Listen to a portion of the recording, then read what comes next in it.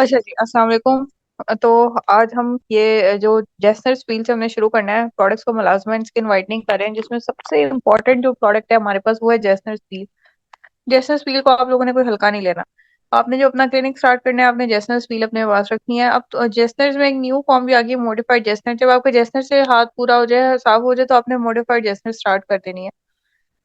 देखो, jasmine steel के बहुत ही फायदे हैं, जिसके अंदर रिसोर्सिनॉल होता है जो विटामिन ए डेरिवेटिव, रेटिनॉल जिसका पूरी दुनिया में डंका बज रहा है इस वक्त, लैक्टिक एसिड होता है। लैक्टिक एसिड जो आप बचपन से सुनते आ रहे हो, देखते आ रहे हो, दही को चेहरे पे लगाते थे, मिल्क बाथ लेते थे।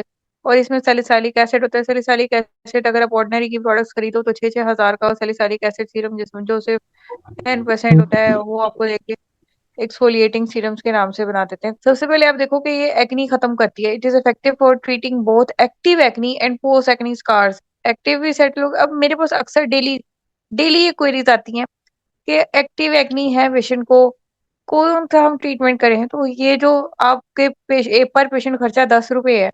अब इसका एक ड्रॉप काफी होता है, पूरे चेहरे पे स्प्रेड आउट हो जाता है। ठीक है, पानी की तरह बिल्कुल पतली है।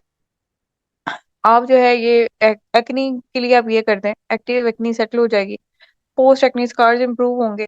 उसके ऊपर से जो डेड स्किन है, जो ब्राउन कलर की है, वो एक्सफोलिएट होएगी।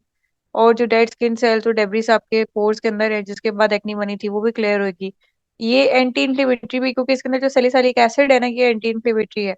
इन्फ्लेमेशन कम होगी, अनक्लॉग हो जाएंगे पोर्स हो। ठीक है। अच्छा, हाइपर पिगमेंटेशन के लिए ये जो आप लोगों के क्लिनिक्स पे लोग आते होंगे कि हमें इमीडिएट कुछ गोरा कर दो, कुछ व्हाइट कर दो। ठीक है, उसके लिए क्या होगा, डार्क स्पॉट्स को लाइटन करता है। ये मुलाजमा को एक नहीं, मुलाजमा को ऐसे नहीं करता कि एपिडर्मल डर्मल मुलाजमा एक सेकंड में मिक्स मुलाजमा को इसने पकड़ के सही कर दिया। नहीं, सेशंस भी होते हैं, लेकिन इंप्रूवमेंट आती है एक सेशन से भी। सन डैमेज जो हम सबको है, टैनिंग हुई हुई है, उसको इम्प्रूव कर देगा। सेलुलर टर्नओवर जो कम हो गया है, एज के साथ कम हो ही जाता है हर इंसान को, उसको इम्प्रूव करता है। और मेलेनिन प्रोडक्शन को कम करवाता है। और क्या चाहिए। फाइन लाइंस और रिंकल्स में देखो, स्टिमुलेट कोलेजन प्रोडक्शन कैसे। ये इसके अंदर जो एसिड्स होते हैं क्या करते हैं, ये होते हैं वो क्या एजेंट्स मैंने आपको बताए थे जो प्रोटीन कोagulation करते हैं। कास्टिक एजेंट्स होते हैं। जब प्रोटीन कोagulation होती है तो प्रो इन्फ्लेमेटरी साइटोकाइंस रिलीज होते हैं, और फिर फाइब्रोब्लास्ट रिक्रूट होते हैं और वो रिलीज करते हैं कोलेजन और इलास्टिन। 3 हफ्ते के बाद improve skin texture, reduce the appearance of fine lines and wrinkles. आप लोग आजकल देखते होंगे टीवी पे और इंस्टाग्राम पे हर जगह के लोग अपनी एज से 20-20 साल कम दिख रहे हैं, जैसे वो पहले थे। एक्टर्स वगैरह, फैसल कुरैशी, ये वो वैसे के वैसे ही हैं। तो आपके सामने ये सारे प्रोसीजर्स हैं। Uneven skin tone and texture, improves overall skin texture by exfoliating outer layer. Dead, इसने डेड स्किन को उतारना है, इंजरी नहीं आपको कर रहा ये आपको आपके जो अलाइव सेल्स है वर्किंग, उनको खराब नहीं कर रहा। जो डेड स्किन लेयर्स है उनको इसने उतारना है, making the skin appear smooth and radiant. Sun damage reverses the effect of sun exposure such as age spots, rough skin by accelerating cell renewal। अगर आप धूप में रहो, उम्रा हज पे जाते हो, दुबई जाते हो, धूप में बहुत दिन रहते हो, आपकी स्किन डार्क तो होती होती है, रफ भी हो जाती है। रफनेस को भी खत्म करता है, सेल रिन्यूअल कराता है, डेड स्किन सेल्स को बर्न है से उनको उतारता है। Oily skin, salicylic acid which is a beta hydroxy acid, it helps control oil production. जो कैरेटिन है, ये वो प्रोटीन है जिसको इसने कोगुलेट कर देना है। जितना मर्जी एक्सेसिव कैरेटिन हो in the form of keratosis pilaris, या जो है वो बने हो, किसी भी किस्म का कोई स्केल बनाओ, सब इससे उतर जाता है। ठीक है। Pore refining, salicylic acid unclogs the pores and reduces their appearance leading to more refined skin. जब पोर्स के अंदर से सारा जो स्लज है वो निकल जाएगा, तो पोर्स ऑटोमेटिकली श्रिंक हो जाएंगे और उनके मुंह बंद हो जाएंगे, जिससे आपकी स्किन जो है ओपन पोर्स का इफेक्ट नहीं देगी और स्मूथ लगेगी। The combination of resorcinol, lactic acid and salicylic acid in Jessner's peel makes it a powerful treatment for exfoliation, hyperpigmentation, acne, skin aging, and uneven skin texture. It is typically used for medium depth peeling। Okay जी, ये जो piling होती है, ये superficial पील है, every 2 weeks भी आप कर सकते हैं। बेहतर है कि एवरी 3 वीक्स ही करें। और इसमें ज्यादा जो रोल है वो आफ्टर केयर फॉलो नहीं करते, तो उनकी स्किन पहले से भी ज्यादा खराब होगी, क्योंकि अब उनकी नई स्किन ऊपर आई है, उस पर भी इतना क्यूटिकल नहीं है, अभी उस पर इतनी प्रोटेक्शन नहीं है। Okay, next slide. ये है जी बिफोर एंड आफ्टर। जेसनर्स पील है, prescription skin care at home है, और bio revitalisation at the clinic. अब पेशेंट क्या करता है, ये ऊपर वाला हिस्सा काट के सिर्फ ये दिखाता है कि पील से ये हुआ है मेरा, ये अभी कर दें। मल्टीपल सेशन, मल्टीपल थेरेपीज का रिजल्ट है। ये जो बिफोर वाली स्किन है मेरी अपनी यही थी, लेकिन जब क्योंकि अपना क्लिनिक है, अपने असिस्टेंट से कह के अपनी पीलिंग कराता रहा, तो उसमें फिर ये मेरी भी अब आफ्टर वाली हो चुकी हुई है। ठीक है, ये देख लो, पिगमेंटेशन भी खत्म हुई, इन्फ्लेमेशन भी कम हुई है, स्किन शाइन भी होगी, टाइट भी हो गई, यंग भी हो गई है। Okay, next slide. इन तीनों चीजों के मैकेनिज्म एक्शन बढ़ते हैं। In Jessner's field the combination action of resorcinol, lactic acid and salicylic acid creates a medium depth exfoliation peel that effectively targets acne, pigmentation and signs of aging. Each component has a distinct mechanism of action. सबसे पहले हो गया resorcinol को देखते हैं, फिर lactic acid को देखेंगे, फिर सैलिसिलिक एसिड को देखेंगे। काम इन सबका मिला जुलू के क्या है? एजिंग को रिवर्स करना, पिगमेंटेशन को रिवर्स करना, एक्नी को रिवर्स करना, इन्फ्लेमेशन को रिवर्स करना, पोर्स को साफ करना, यानी वो एक्नी में आ जाता है। अच्छा जी, रिसोर्सिनॉल क्या करता है? Is a phenol derivative with keratolytic properties. Keratin को इसने ब्रेक डाउन करना है, which means it helps dissolve the outer layer of the skin. outer layer जो थी उसको मल के रगड़ के छीलने की बजाय हमने उसको डिसॉल्व कर लिया। डेड लेयर की बात हो रही है। केराटिन कहाँ पे है? केराटिन हमारे कॉर्नियोसाइट्स जो केराटिनाइज हो जाते हैं उनको केराटिनोसाइट्स कहते हैं। इसने उस पर जाके काम करना है। कॉर्नियोसाइट्स कहाँ होते हैं? जो सबसे स्किन की तीन लेयर्स है ना, एपिडर्मिस, डर्मिस, हाइपोडर्मिस। जो एपिडर्मिस है उसकी सबसे पहली लेयर है स्ट्रेटम कॉर्नियम। उसके सेल्स को कहते हैं कॉर्नियोसाइट्स। जब वो केराटिनाइज हो जाते हैं उसको कहते हैं keratinocytes. It breaks down the keratin, which is a protein in the skin, allowing the dead skin cells to shed more easily. Dead skin cell उतर के प्रोटीन ब्रेकडाउन हो गई। The action helps clear clog pores, क्योंकि ये जो dead skin cell थे ना, ये पोर्स के अंदर घुस रहे थे। ठीक है, ये उतरने की तो इनमें कैपेबिलिटी नहीं थी, ये पोर्स के अंदर घुसी जाते। रिड्यूस सरफेस ऑयल, सरफेस का ऑयल जो था कम करते हैं। जो हमारी स्किन के ऊपर ऑयल होता है ये अपने ऊपर आसपास से डस्ट को चिपका लेता है। And exfoliate the skin, chemical exfoliation है, फिजिकल नहीं। ठीक है, रिसोर्सिनॉल इज एंटीसेप्टिक प्रॉपर्टीज। जरासीम की ग्रोथ, आपको तो पता ही, इतना स्ट्रॉन्ग एसिड है तो जरासीम की ग्रोथ तो इसने रोक ही देनी है। Which helps reduce acne causing bacteria and inflammation. Acne causing कौन से बैक्टीरिया थे? दो, पी एक्नस और सी एक्नस। ठीक है, और दोनों एक ही थे, प्रोपाइनी बैक्टीरियम और कॉर्नी बैक्टीरियम। ठीक है, और इन्फ्लेमेशन, सोजिश, जिस्म में कई इन्फ्लेमेशन चल रही थी, दांत में, दाढ़ में इन्फेक्शन थी, पूरे मुंह पे सोजिश हुई हुई थी, इन्फ्लेमेशन थी। अब उस सोजिश की वजह से स्किन के डिफेंसेस खराब थे, ऊपर एक्नी और थी, ऊपर पिगमेंटेशन और थी। अब बेचारा इंसान कहाँ जाए? तो देखो, जो कम से कम उसकी इन्फ्लेमेशन स्किन में है, उस फेस में जहाँ पे आपने व्हील अप्लाई की है, उसको इसने मॉड्यूलेट कर दिया। लैक्टिक एसिड का क्या है mechanism of action? Lactic acid is an alpha hydroxy acid which works by disrupting the bonds between the dead skin cell. Dead skin cell के आपस के जो बॉन्ड्स है उसने इसको दिया तोड़। ये कोई नई चीज नहीं है। आप आपकी दादी नानी चेहरे पे दही लगाती थी, लीमू और दही मिक्स करके, बेसन दही मिक्स करके। उसमें क्या होता है? उसमें लैक्टिक एसिड ही होता है। वो डेड स्किन सेल्स के जो आपस के बॉन्ड्स है उसने तोड़ दिए। It health mild keratolytic effect भी था इसका। ठीक है, अब देखो यहाँ पे जो वर्ड माइल्ड है ये बड़ा इंपॉर्टेंट है, क्योंकि ये इतना माइल्ड है कि स्किन को कोई डैमेज नहीं पहुंचाता। इस वजह से ये घरों में भी यूज किया जा रहा था। ये ड्राई स्किन के लिए भी उतना ही इफेक्टिव है जितना ऑयली स्किन के लिए है। ड्राई स्किन को ओवर ड्राई नहीं करता। इसकी माइल्डनेस की वजह से इसका सीरम बहुत बिकता है। It is mildly keratolytic and promotes the exfoliation of the superficial layers of the skin. Skin की जो सुपरफिशियल लेयर्स थी इसने उसकी क्या करवाई? एक्सफोलिएशन हुई, सिर्फ सुपरफिशियल। इसीलिए इसको जो है माइल्ड एक्सफोलिएंट कहा जाता है। इफेक्ट्स इन द स्किन है जेंटल एक्सफोलिएशन, देखो फिर जेंटल का वर्ड आया। Improve the skin texture and hydration, skin hydrate होगी, क्योंकि जो डेड स्किन सेल्स है इनके अंदर कोई कैपेबिलिटी नहीं थी मॉइस्चर को रिटेन करने की। ये जो हमारा मॉइस्चर बैरियर था, जो हमारे स्किन का बैरियर था, उसके अंदर कोई रोल प्ले नहीं करते, बस ये ऊपर पड़े हुए थे, काम कुछ नहीं करते थे। जैसे अगर मैं आप लोगों के घर की जो छत है उसके ऊपर मैं छत लंटर हटा के कपड़ा बिछा दूं, देखने वाले को तो नजर आएगा कि ऊपर कवर है, लेकिन बारिश भी अंदर आएगी, धूप भी अंदर आएगा, पानी भी अंदर आएगा, इस डस्ट भी अंदर आएगी। इसी तरह से आपकी स्किन के ऊपर ये जो डेड स्किन सेल्स पड़े हुए हैं, काम शाम कुछ नहीं कर रहे। ये सिर्फ एक ऐसी लेयर बना रहे हैं जिसके ऊपर बैक्टीरिया ग्रो कर सकते हैं, जिसके ऊपर इन्फेक्शन हो सकती हैं, मगर ये आपका हाइड्रेशन बैरियर नहीं बना रहे, आपका कुछ हेल्पफुल नहीं है। ठीक है, बल्कि नुकसानदेह है। तो स्किन का टेक्सचर इंप्रूव हुआ, हाइड्रेशन इंप्रूव हुई, क्योंकि अब हमारा जो बैरियर था वो सही हो गया। रिड्यूस की इसने पिगमेंटेशन को, ये सेल्स पिगमेंटेड भी थे और इनके ऊपर सुपर इम्पोज हो रही थी इन्फेक्शन, तो और जो इनके अपना अंदर ऑक्सीडेटिव स्ट्रेस था उसकी वजह से और ज्यादा पिगमेंटेड दिख रहे थे। And encourages cellular turnover, dead skin cell उतरेंगे तो नए सेल्स आएंगे ना, एक जगह खाली होगी तो उसकी जगह नई चीज आएगी। Leading to brighter and smoother parents, skin bright और स्मूथ हो जाती है। जिस तरह आप ये देखते हो कि आप कभी सैलून जाते हो, फेशियल करा के आते हो, तो आपकी स्किन बड़ी स्मूथ और ब्राइट हुई होती है, ठीक है।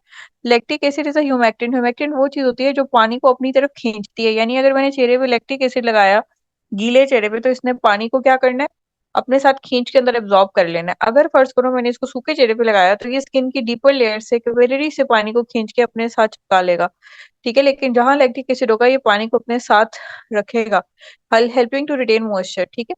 अब आ गया salicylic acid. Salicylic acid is a beta hydroxy acid.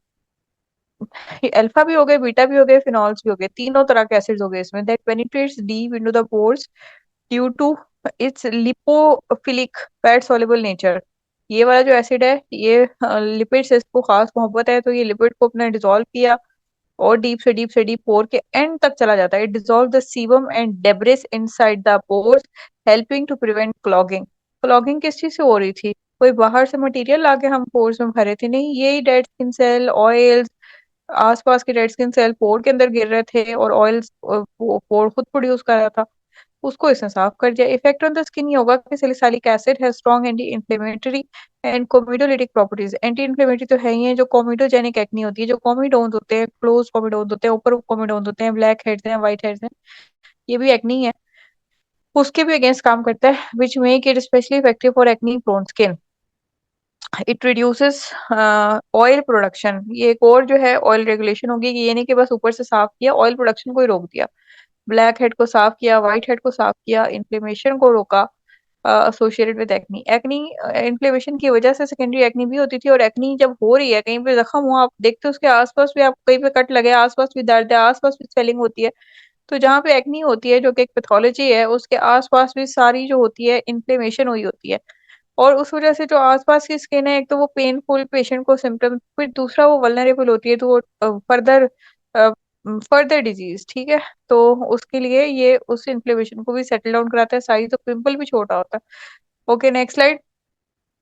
तो ये आपका एक पेशेंट पे कोई 10 रुपए का खर्चा है, और आप देखो इतने बेनिफिट्स, अगर आप ये एक दो स्लाइडें पढ़ लो, तो आप ओपीडी आपकी खत्म नहीं होनी। उसके बाद आप देखो कंबाइंड एक्शन है जेसनस पील में, together these ingredients create a powerful peel with synergistic effects. तीनों मिलके 1+1+1=111 वाला काम करते हैं। Combination allows for a deeper exfoliation than any of the components alone.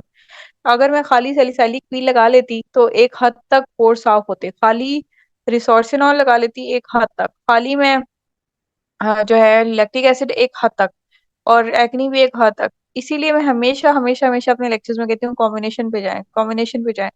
Effectively clearing the pores, reducing pigmentation, improving overall skin texture and tone. The peel is ideal for treating acne, melasma, fine lines, and uneven skin tone. Patient कहेगा ये जो आप मुझे लगा रहे हैं इससे क्या फायदा होगा? इससे तुम्हारी एक्नी भी ठीक होने वाली है, मुलाजमा भी ठीक होने वाला है, फाइन लाइंस भी, और ये जो तुम्हारे लिप्स के अराउंड डार्क है और डार्क सर्कल्स हैं, ये भी ठीक होने वाले हैं, ठीक है। Next slide. कॉन्ट्रा इंडिकेशंस क्या क्या है? कुछ तो लोग होंगे जिनको हमने ये नहीं लगानी। The contraindications of resorcinol lactic acid and salicylic acid ingestion peel are essential to consider, as they can potentially cause adverse effects in certain individuals or conditions. Resorcinol जो होती है, उसकी contraindications क्या है? Allergy और sensitivities. People who are known allergies or sensitivities to resorcinol should avoid using chestnut peel. किसको है history? लो, नहीं हिस्ट्री दे रहा, पैच टेस्ट कर लेंगे। पैच टेस्ट कहाँ करते हैं? गर्दन की बैक साइड पे, फेस पे क्यों नहीं पैच टेस्ट कर रहे? उसको हो गया कोई इशू, तो वो अपना केस आपके सर के ऊपर। As it may lead to skin irritation, redness और मोर सवेयर एलर्जिक रिएक्शन। इसीलिए मैंने कहा कि आप लोग सबसे पहले जेस्नर्स पे क्यों हाथ साफ करेंगे अपना क्लिनिक्स पे, क्योंकि ये माइल्ड है, इसमें परसेंटेजेस कम है। ये वो नहीं है कि आपने लगाया तो मुंह जल गया, और वो भी डाइल्यूट करके। अभी हमने पील्स पता नहीं किए हैं कि नहीं की, 50-50 की रेशियो रखे। अगर आप 0.5 ml पील डाल रहे हैं अपने केचप वाले बोल में, सिरेमिक के छोटे बोल में, तो 0.5 ml अंदर एनएस डाल दें और उसको मिक्स करें। प्रेगनेंसी और ब्रेस्ट फीडिंग में resorcinol is typically contraindicated during pregnancy and breast feeding. आज भी खातून का मुझे फोन आया कि मैंने ये करवानी है, तो मुझे प्रेगनेंसी में है तो नहीं कॉन्ट्रा, मैंने कहा नहीं जो सवेरली कॉन्ट्राइंडिकेटेड है। उसके बाद due to potential risk of systemic absorption, absorb हो गया। देखो ये आपको पता ही है, प्रेगनेंसी एक तो आपने खुद रूल आउट भी करनी है, कुछ बताती भी नहीं है। प्रेगनेंसी की वजह से जो हार्मोनल चेंजेस आती हैं, चेहरा उनका अगली होता है, तो वो प्रोसीजर्स के पीछे भागती हैं। थायराइड डिसऑर्डर्स में since the resorcinol has structural similarities to thyroid hormones. It may affect individuals with thyroid disorders when absorbed through the skin in significant amounts. ये वर्ड बड़ा जरूरी है, सिग्निफिकेंट। हम कौन सा सिग्निफिकेंट अमाउंट में दे रहे हैं? हम टॉपिकल दे रहे हैं 1 से 10 मिनट के लिए, उससे इतनी सिर्फ चेहरे पे लगाने से इतनी एब्जॉर्प्शन नहीं हो रही कि उसकी टीएफटीज खराब हो जाए। ठीक है, फिर आगे lactic acid is contraindicated, contraindication severely sensitive या damage skin, people who are extremely sensitive skin, extremely का वर्ड है यहाँ पे, नॉर्मल जो सेंसिटिव स्किन है वो उसमें ये चल जाता है। ब्रोकन स्किन, कट लगा, खून निकल रहा नहीं भाई, एक्जिमा, फ्लेयर हुआ हुआ है, सफेद पैचेस सिल्वर बने हुए नहीं, या सिल्वर नहीं सॉरी, इसमें ग्रे ग्रे वाइट पैचेस। और active skin infection should avoid lactic acid. इस वक्त जो है कोई एक्टिव स्किन इन्फेक्शन चल रही है, इस वक्त छोड़ दें। इट में इंक्रीज इरिटेशन और एक्सेसरबेट दीज कंडीशंस। ठीक है, जो इंसान पहले ही सुपर सेंसिटिव स्किन वाला है और आपने लैक्टिक एसिड का उसको पैच टेस्ट किया, उसको इतनी ज्यादा सेंसिटिविटी हुई कि वो उठ के छलांगे मारना शुरू हो गया अपनी चेयर से, तो आप छोड़ देंगे ना फिर। रिसेंट यूज ऑफ रेटिनॉइड्स और एक्सफोलिएंट्स, घर से भी कल किसी से अपने एस्थेटिक क्लिनिक से करवा के आया केमिकल पील, अब उसको आके भाई इससे तो चेहरा चमकता है, वो डॉक्टर तो मुझे दोबारा नहीं करेगा, चलो मैं किसी और के पास जाके झूठ बोल के करवा लेता हूँ। तो हिस्ट्री आपने खुद लेनी है, और इसीलिए हम डाइल्यूट करते हैं कि अगर पेशेंट झूठ भी बोल रहा है तो उसका फेस बर्न ना हो। ठीक है, रिसेंट यूज ऑफ रेटिनॉइड्स और exfoliants, lactic acid can over exfoliate. कोई भी एसिड अगर आपने अभी एसिड यूज किया दोबारा से अगले दिन कर लोगे, ओवर एक्सफोलिएशन हो जाएगी स्किन की। If the patient has recently used another exfoliating agent, for example retinoids, AHAs, या कोई पील्स करवा के आया है, ठीक है, लीडिंग टू पोटेंशियल इरिटेशन और increase risk of post inflammatory hyperpigmentation, बोल के चेहरा इस तरह काला हो जाएगा। मेरे पास एक बॉइंट का केस आया है, जो मेरी जो थी वो एक कंपेरेटर ही है उसको कह सकते हैं, मेरे से यहाँ पे कोर्सेज करती है और वही कोर्सेज अपनी उस पे छाप के तो अपना वो कर लेती है। और अब क्या होता है कि उसने जी पील की और पील लगा के वो बाहर चली गई, बातें करना शुरू की। लोग अपने प्रोफेशन अपने रिस्क की जगह से प्यार नहीं करोगे तो यही होगा, पेशेंट का फेस जल गया, वो गया कि ये मेरा सारा काला हो गया है, तो कहती है ये पोस्ट इन्फ्लेमेटरी हाइपरपिगमेंटेशन है। उसको फिर एक नुस्खा बना के दे दिया, CAC दे दिया, वो खाए तो उसकी गुर्दे गुर्दे में दर्द हो, कोलिक की पेन हो उसको, सॉरी लाइन पेन हो उसको। फिर जी वो बड़े बड़े मार्क्स लेके, ऊपर से वो बंदा इन्वायरमेंटल इंजीनियर, उसका मुंह पूरा जला हुआ मेरे पास आया। फिर हमने उसको जो है कहा कि अपनी स्किन को रेस्ट दो और ये सनब्लॉक स्टार्ट करो, और कुछ चीजें हमने उसको स्टार्ट कराई। अब देखो सैलिसाइलिक एसिड होता है, इट इज कॉन्ट्रा इंडिकेटेड, उसमें किस किस में? सैलिसाइलेट एलर्जी में, इंडिविजुअल सैलिसाइलेट एनर्जी। सैलिसाइलिज्म कौन सी ड्रग का साइड इफेक्ट है? एस्पिरिन का, ठीक है, इंक्लूडिंग एस्पिरिन एलर्जी, यानी कि जिसको डिस्पिरिन जो है उसकी तबीयत खराब होती है उसको इससे भी होगी। Should avoid salicylic acid when it causes allergic reaction, pregnancy or breastfeeding. High concentration salicylic acid are generally contraindicated in pregnancy and breastfeeding due to the potential systemic absorption risks. Dry or dehydrated skin में salicylic acid can further dry out the skin. अच्छा, अब आप लोग सोचते होंगे कि salicylic acid के तो मैडम इतने सारे बेनिफिट्स पढ़ा रही, मैं तो ऑर्डिनरी का 6,000 का सीरम लिया था, मुंह पे लगाया तो मेरी तो स्किन ड्राई हो गई। तो देखो, ये जो कॉम्बिनेशन पील है, ये रिसोर्सिनॉल है, ये बल्कि स्ट्रेंथन करती है आपकी एपिथेलियम को। ठीक है, तो कॉम्बिनेशन इसीलिए बनाई गई है पूरी दुनिया के डॉक्टर्स फार्मासिस्ट की रिसर्च के बाद कि ये कॉम्बिनेशन इफेक्टिव है। ये कॉस्मेटिक कंपनियों ने इनके अंदर से दो नाम पढ़ के अपनी ब्रांड बना के स्टार्ट कर ली ना, उन्हें पता है कि अंदर और कॉम्बिनेशन में क्या डालना है या क्या नहीं डालना, और मुंह लोगों के ड्राई कर रहे हैं और परसेंटेज बहुत ज्यादा डाल देते हैं जो डेली यूज की होती नहीं है, उससे कहते हैं आप रोज ये सीरम लगाओ। Salicylic acid can further dry out the skin, so those with a dry or dehydrated skin conditions may find it too harsh, potentially worsening their skin condition. इसीलिए CPDU के गाइडलाइंस ने कहा कि आफ्टर केयर में hyaluronic acid और क्या, और आपने जो है सनब्लॉक और जेंटल फेस वॉश यूज करना है ताकि आपकी skin over dry over exfoliate ना हो और डिहाइड्रेटेड ना रहे, हाइड्रेटेड रहे। ठीक है, नेक्स्ट स्लाइड। जनरल कॉन्ट्राइंडिकेशन जैसे मैंने फील किए हैं, एक्टिव स्किन इन्फेक्शन कोई चल रही हो, हर्पीज हो, inflammatory skin condition, rosacea, severe acne, it can worsen with appeal. और जो अच्छा वर्सन कैसे होती है पील से? देखो, अगर आपके किसी जैसे कि आपके राइट साइड पे जॉ लाइन पे एक्नी थी, आपने पील लगाई, उसी ब्रश को पूरे चेहरे पे आपने फैलाया, पूरा चेहरा इन्फेक्ट हो गया। फिर आपने जो है वो गॉज लगाया पूरे चेहरे, पूरा चेहरा इन्फेक्ट, पेशेंट 3 दिन बाद पूरे चेहरे पे एक्नी की कंप्लेन के साथ आ गया। अगर कोई एक साइट है एक्नी की साइट, तो जो इन्फेक्टेड जोन है जहाँ एक्नी है, उस पे आपने एंड पे काम करना है। पहले बाकी चेहरे पे कर लें, फिर उस पे, और फिर अपने ब्रशेस वगैरह साफ करके रखें। रिसेंट सनबर्न और एक्सेसिव सन एक्सपोजर, जो सनबर्न है और सन टैनिंग यानी रंग काला होना और स्किन जल जाना, दो अलग अलग चीजें हैं। जो सनबर्न है वो मेडिकल इमरजेंसी है, उसका ट्रीटमेंट जिंक ऑक्साइड पेस्ट है। एक्सेसिव जो सन एक्सपोजर है ये बहुत ही ज्यादा है, और आपने उसमें पकड़ के, यानी कि वो बॉर्डर लाइन था सनबर्न, आपने पकड़ के पील कर दी, तो it can increase the risk of irritation and PIH. अब आपने उसका बैरियर और खराब कर दिया, पीआईएच भी हो सकता है, उसको और ज्यादा इरिटेशन हो सकती है। जैसे मैंने भी इन्वायरमेंटल इंजीनियर का बताया, उसका काम ही सारा दिन फील्ड का। Skin type and colour, darker skin types, skin types 4 से लेके 6 तक, यानी कि जो ये पंजाब के लोगों की हैं, सिंध के लोगों की हैं, are at increase risk of hyperpigmentation and should use this peel with caution, preferably with under professional supervision. Use of photosensitizing medication. Some medications like isotretinoin or other photosensitizing drugs. टेरेटिनोइन, आइसोटेरेटिनोइन क्या थी, कॉन्टेक्ट डर्माटाइटिस कराती थी ना। अगर आप ये use कर रहे हो तो ये आपकी स्किन की सेंसिटिविटी को बढ़ा देते हैं। इससे क्या, इसीलिए हम इसको रात को लगाते हैं और सुबह सनब्लॉक ज्यादा लगाते हैं। उससे अब क्या हुआ कि आपकी स्किन जो थी केमिकल पील के बाद, हाइड्रोफेशियल के बाद थोड़ी सी ज्यादा सेंसिटिव होती है, बहुत ज्यादा हो गई, ठीक है। बर्न की तरफ भी जा सकते हैं, ठीक है। Next slide.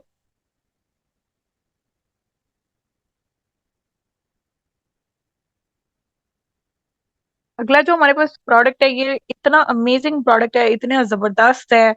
मैंने इससे पेशेंट्स खुश ही होते हमेशा देखे हैं। वो है मेंडेलिक सीरम, जिसमें 20% मेंडेलिक एसिड है। ये बड़ी बड़ी कंपनियां, जेन फार्म हो गया, ऑर्डिनरी हो गया, इसके आपको मेंडेलिक सीरम मिल जाएंगे। आप उसको 6 6 महीने लगाते हैं, आपको कोई फर्क नहीं पड़ने लगा। इसमें 20% मेंडेलिक एसिड है। ये एक्टिव एक्नी और एंटी रिंकल स्पॉट्स उन सब के लिए है, ठीक है। ये जो ब्राउन कलर की इसकी डिब्बी है, इस पे लिखा हुआ है anti acne, skin brightening, anti wrinkle, फिर क्या पीछे स्किन में रह गया। तो ये जो ब्राउन डिब्बी है, ये इस चीज को रिप्रेजेंट करती है कि आप ब्राउन स्पॉट्स के ऊपर इसको यूज करें, टैनिंग पे इसको यूज करें, ठीक है। ये तकरीबन ऑल इन वन है, इसीलिए आपकी स्किन के कलर का बनाया है। आपकी स्किन के तकरीबन हर इशू को ये देखता है। नेक्स्ट स्लाइड कीजिए।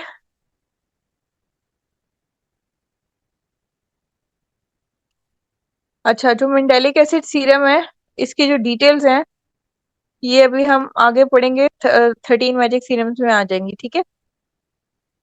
जो मेलाक्योर क्रीम है, इसको आप देखें, इसके अंदर है हाइड्रोक्विनोन है, कोजिक एसिड है, ग्लाइकोलिक एसिड है, अल्फा ब्यूटिन है, और वैनिशिंग क्रीम है। वैनिशिंग क्रीम वो क्रीम होती है जो आप लगाते हैं तो वो गायब हो जाती है, उसमें वाटर कंटेंट ज्यादा होता है, ऑयल कंटेंट कम होता है। लगा के आपके स्किन के ऊपर कोई ऑयल का वो लेयर नहीं आती है।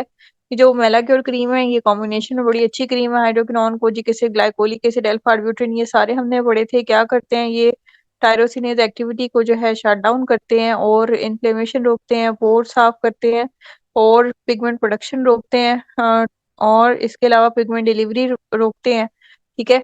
अब हम नेक्स्ट स्लाइड पे आते हैं। ये आपके सामने क्रीम है। ये क्रीम बहुत मैजिकल है, बड़ी सस्ती होती है, 2 300 की होती है। ये देखें जी, इसकी इंडिकेशन मुलाजमा और फ्रेकल। ये जो मुलाजमा का इतना बड़ा पैच है, ये आपने किस खातून के चेहरे पे नहीं देखा। पाकिस्तान में तकरीबन हर बेचारी खातून के चेहरे पे ये है, और आफ्टर देखें याद भी नहीं रहता पेशेंट को कि मुझे मुलाजमा कहाँ पे था, कहाँ पे नहीं था। ये सिर्फ इस क्रीम का जादू दिखा रही हूँ। Next slide. इसका क्या मैकेनिज्म है, ट्रीटमेंट ऑफ मुलाजमा फ्रेकल्स। फ्रेकल भी पिगमेंटेड स्पॉट्स होते हैं, ठीक है। मुलाजमा पिगमेंटेड पैच होता है 1 सेंटीमीटर से बड़ा। Often involves ingredients like hydroquinone, kojic acid, glycolic acid, alpha arbutin and vanishing cream, each of which targets pigmentation through distinct mechanism. Here's how each of the ingredients works. It is a melanin synthesis inhibitor that works by inhibiting tyrosinase. Tyrosinase वो enzyme था जिसने क्या करना था, melanin बनवाना था। कोई रोक दिया, मेलेनिन बना नहीं सकता। An enzyme which is essential for the production of melanin pigment in the skin cells, melanocytes के अंदर। वो जो हाथ सा बना हुआ पंजा सा दिखाया था ब्राउन कलर का, वो मेलानोसाइट्स थे, जिसके अंदर टायरोसिनेज जो था वो मेलेनिन बनाने में हेल्प कर रहा था। By blocking tyrosinase, hydroquinone reduces the production of new melanin, helping to fade hyperpigmented areas. Effect on melasma and freckles. Hydroquinone is considered a potent skin lightening agent. ये बहुत स्ट्रॉन्ग है, इसमें हम इसीलिए क्रीम बहुत ही इफेक्टिव है, ठीक है। And can significantly reduce the appearance of melasma and freckles over time. Over time is a very good word to tell your patients कि ये आपको कम से कम भी 3 महीने लगते हैं, ठीक है। However, it is usually recommended for short term use. due to potential side effects such as ochronosis, which is a type of skin darkening with long term use. ochronosis आपको एक्सप्लेन की थी कि लॉन्ग टर्म यूज के साथ क्या होता है, होमोजेनिटिक acid accumulate करना शुरू होता है और ग्रे और ब्लैक काली स्याहियां बढ़ जाती हैं। इसको इस्तेमाल करने का तरीका क्या है, पेशेंट रात को लगा के सोएगा इस क्रीम को, 1 हफ्ते तक लगाता रहेगा, डेड स्किन उतरेगी, छिलेगी, नीचे से नई स्किन आएगी, वो रेडिश होगी, परेशानी होना, फिर वो कलर अचीव कर लेगी। 1 हफ्ता लगाया, 3 हफ्ते उसने छोड़ दिया, फिर अगले महीने 1 हफ्ता लगाया, 3 हफ्ते छोड़ दिया, फिर अगले महीने 1 हफ्ता लगाया, तो ये तीन 100 या 200 रुपए की ट्यूब है जो उसके 3 महीने निकालती है और वो मुलाजमा फ्री हो जाता है पेशेंट।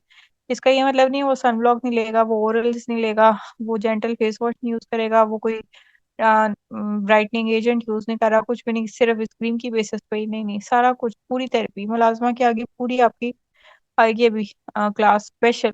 Next slide. अच्छा जी, इसके बाद ये है कि कोजिक एसिड हमने पढ़ा था, टायरोसिनेज, टायरोसिनेज क्या करता है, मेलानिन बनवाता है, which is preventing melanin by blocking the conversion of tyrosine to melanin. It is derived from various fungi and is a product of the fermentation process of certain foods. कि kojic acid हमारे पास कहाँ से आया है, उसकी history बता रहे हैं। इफेक्ट ऑन मुलाजमा एंड फ्रेकल्स है, kojic acid reduces the pigmentation and has antioxidant properties. उसने एक तो टायरोसिनेज को इनहिबिट किया जो मेलानिन बना रहा था, मेलानिन तो बना रोग क्या, अब उसके पास एंटीऑक्सीडेंट प्रॉपर्टीज थी, एंटीऑक्सीडेंट से सेल की जो ऑक्सीडेटिव स्ट्रेस है वो कम होता है और सेल ब्राइटन हो जाता है, which may further help in protecting the skin from environmental factors, और स्किन इम्यून हो जाती है खास तौर से सनलाइट से, environmental factor से, दैट एक्सेसरबेट पिगमेंटेशन। ठीक है, जैसे हीट से पिगमेंटेशन एक्सेसरबेट होती है, एंटीऑक्सीडेंट लेवल्स आपके अच्छे हों तो आपकी स्किन जो है वो काफी हद तक इम्यून हो जाती है। It is often used in combination with other ingredients to enhance its effects on melasma and freckles. ठीक है, कॉम्बिनेशन में, इसलिए तो हमने इस क्रीम में इतना कुछ डाला है, वही बात है, 1+1+1+1 इज 1011।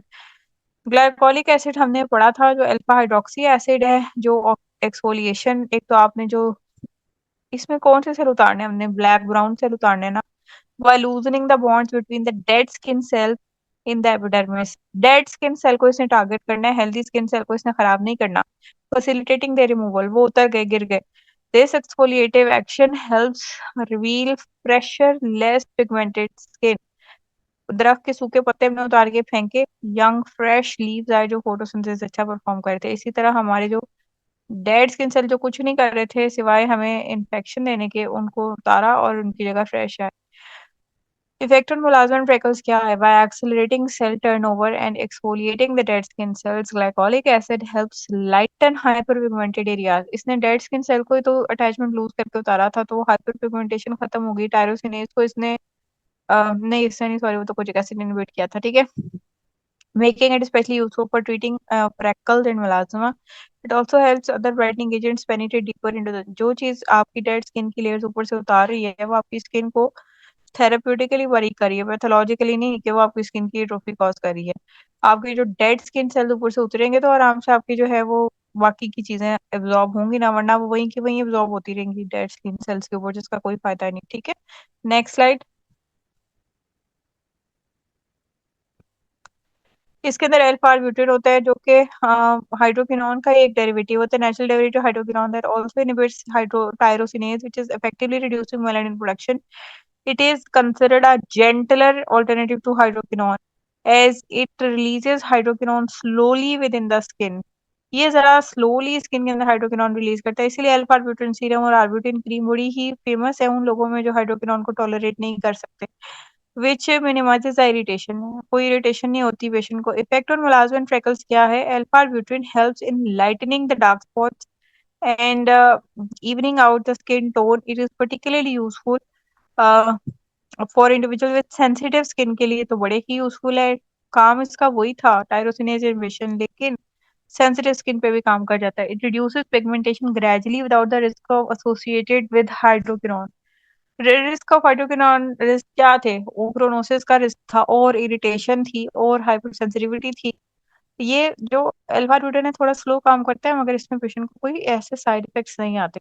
जो वैनिशिंग क्रीम होती है इसको जरा पढ़ लेते हैं। It generally contains mild whitening agents like zinc oxide and moisturisers to give the skin a more even and lighter appearance. यानी कि ऑयली और हैवी अपीयरेंस नहीं आएगी। They may temporarily lighten the skin by reflecting the light. साथ sunblock का काम भी कर रहे हैं, जिंक ऑक्साइड लाइट को रिफ्लेक्ट करिए, फिजिकल ब्लॉकर है, and concealing the pigmentation. Pigmentation को छुपा भी रही क्योंकि व्हाइट कलर का होता है, ठीक है, मेकअप का लुक भी दे रही है।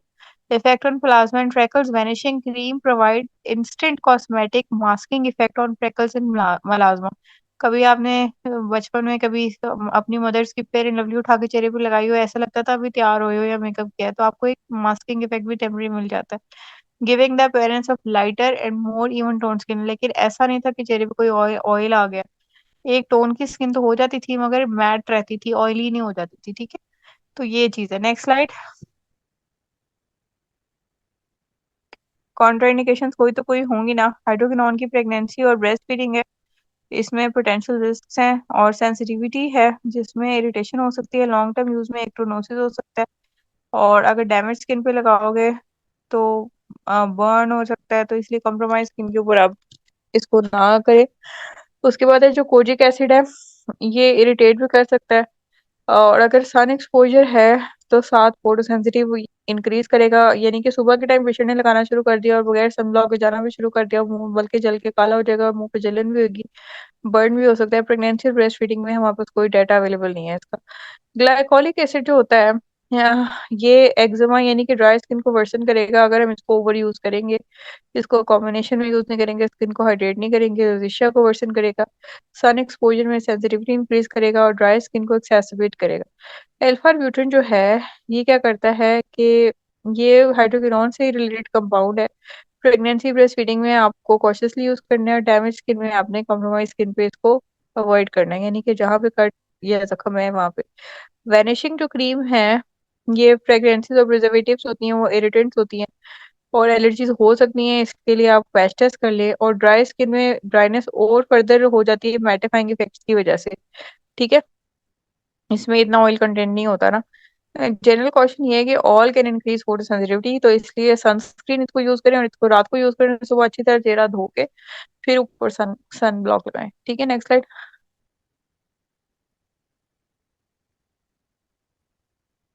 अच्छा, ये मुलाजमा क्रीम है 4%। जो हमने मेलाक्योर पढ़ी थी उसमें भी हाइड्रोक्विनोन थी, इसमें टोटली सिर्फ और सिर्फ हाइड्रोक्विनोन है 4%। इन वैनिशिंग क्रीम, वैनिशिंग क्रीम क्या होती है भी अपने डिटेल में पढ़ी है, ड्राई स्किन को वो कैसे डील करती है, उसकी लुक कैसी आती है, मास्किंग बेनिफिट्स क्या है। अब देखो इसमें 4% है, हाइड्रोक्विनोन की 2 परसेंटेजेस क्लिनिक्स में यूज होती हैं, 4% और 2%, और कॉम्बिनेशन में जो जैसे मेलाक्योर में है उसमें 3% यूज होती है, ठीक है। नेक्स्ट स्लाइड करें। इसको 4% मलाजमा क्रीम भी कहते हैं। मलाजमा क्या होता है? मलाजमा के जो टाइप्स हैं, एपिडर्मल होता है, dark brown pigment in the outer skin layer epidermis में, response well to topical treatment. भी जैसे शहर के जो लोग होते हैं, अभी उनको शुरू ही हुआ तो उन्होंने अपने ट्रीटमेंट्स करवाए, वो सही हो गया। डर्मल में होता है कि लाइट ब्राउन और ब्लूइश ग्रे होता है इन द डीपर लेयर, जो रेजिस्टेंट टू ट्रीटमेंट है। और जो छाइयाँ हैं गांव के वो लोगों की, उनके पास एक्सेस टू ट्रीटमेंट नहीं होता, आप देखते हो वहाँ बड़ी बड़ी छाइयाँ, वो डर्मल है। मिक्स में होता है कि दोनों होते हैं, जिसमें वेरीज इन ट्रीटमेंट रिस्पॉन्स। आप इसमें करते हो डीप जाते हो, सुपरफिशियल में आपके पीआईए चलना शुरू हो जाती है, लगता है मुलाजमा वर्सन हो रहा है, सुपरफिशियल ट्रीटमेंट करते हो तो रिवर्स हो जाता है वो डीप से दोबारा। फेशियल पैटर्न जो होते हैं इसके, वो centrofacial, forehead, cheeks, nose, upper lip, malar, cheeks, mandibular, jaw line.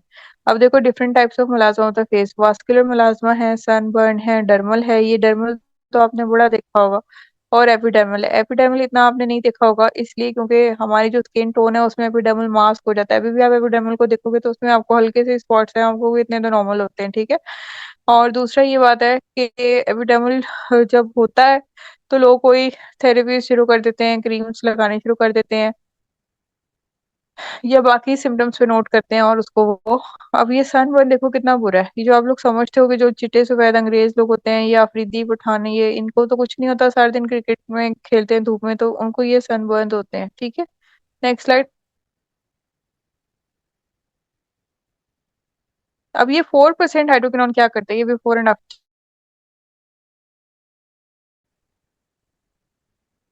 उसके लिए क्या है, साइटोटॉक्सिक है और उसको तो ये किल करना शुरू हो जाएगा। जब वो किल होगा तो सेल ही कम होंगे तो मेलेनिन कितने को बन जाएगा। मेलेनिन प्रोड्यूसिंग जो सेल थे मेलानोसाइट्स वही कम होना शुरू हो गए, reducing their ability to produce melanin. Vanishing cream base हमने अच्छी तरह से पढ़ ली है, मैट होती है। और overall 4% hydroquinone in vanishing cream base gradually lighten the hyperpigmentation areas with regular use. अब इस खातून ने रेगुलर यूज किया, सुबह सनब्लॉक लगाई, जेंटल फेस वॉश यूज किया, और इसने सीरम्स भी यूज किए ही होंगे, ओरल्स भी लिए होंगे, ग्लूटाथायोन भी लिया होगा। तो आप देखोगे 19 अगस्त को इसने ट्रीटमेंट शुरू किया और 17 सितंबर को ये ठीक हो गई। आज का लेक्चर यहाँ को कंक्लूड करते हैं। इस टॉपिक का रिमेनिंग पोर्शन हम कल के लेक्चर में करेंगे। आप लोगों को जो क्वेश्चन है वो व्हाट्सएप ग्रुप में पूछ सकते हैं।